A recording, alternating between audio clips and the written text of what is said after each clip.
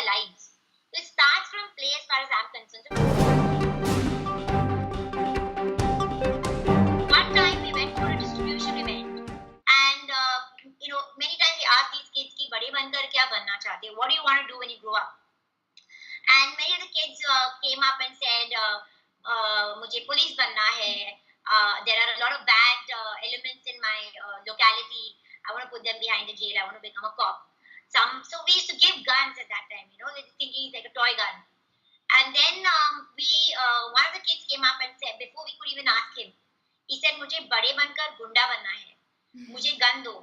I want to grow up and become a goon. So I'm demanding the gun. So then we realized, like a simple toy can be such a massive make or break for the child's psyche. His perception, his world around him defines a lot of who he's going to become as he grows up.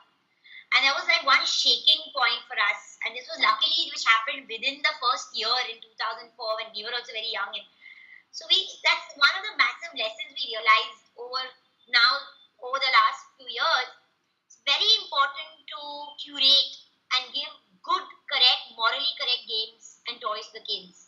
Now with Barbie dolls, I mean, all of us are kind of aware of the studies that have gone behind this. A lot of the girls, particularly the kids that we work with, may or may not have guardians to tell them what's right from wrong, may not be having people around them to kind of nurture them, to give them values of life. So they're kind of growing up really wildly by themselves. Now, particularly for these little girls, they feel if they don't grow up to look like a Barbie, to have that figure, to have that beauty, then they are a complete misfit.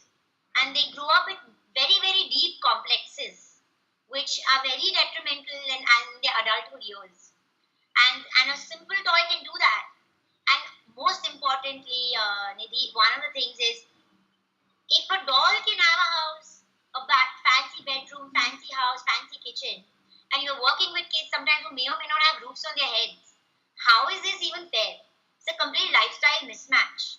So we're very careful in what we give to these kids. And we make sure it's very neutral, generic games that will only help them build and not make them complex as human beings as they grow up. So when we work with government schools, we give away academic-oriented board games. So games that teach maths, sciences, English language. Over and above this, all the games that we gave are highly curated to make sure that life skills is something which is like really understood through these play sessions that Toybank conducts. So games that have, life value lessons, moral sciences, good habits, bad habits, hygiene. Even like sometimes we go to the extent of getting these kids only to, come up with coin their own priorities. Like in terms of, okay, yes, academic studies, yes, I'm doing poorly in math. How do I increase my interest in math? So we won't just put like a math subject in front of them. We'll probably get, let's say, a game of, there's a game called calculus. Very simply, the kid learns basic arithmetic, basic addition, subtraction, algebra. There's lots of interesting games that teach these kids, but it's done in a very subtle way without them even realizing that this is मैं पढ़ रहा हूँ. Should not be like knocked down on the head that I'm studying. But it's happening in a very, very subtle way where these kids are therefore able to calculate faster, are able to, correlate it to their studies, to their subjects. If their interest in English is less because they're scared of the language, then by playing alphabetical games, there are board games where you can read out stories and it's a puzzle piece. So you're actually playing a puzzle and you're reading out stories, and in the whole process you're reading English. So step by step, they're able to actually reduce the stress or the fear they may have built around that subject. A lot of the corporations get in touch with us. They say, what can we do for you? So initially, the easiest thing for everybody to do is do a collection drive, donate their toys. Now, an extension of this, we tell the corporate employees that don't just give us your toys, give us your time. Come and spend some time with the kids, be a part of the distribution, see where it's going, get a sense of what's going on. Because unless you dip yourself into this world, you will only presume things. You will only say, oh, I gave my toys, but I don't know where it went. So then be a part of the whole giving process as well. Physically come to our centers and distribute these toys. So how we do it with the corporations is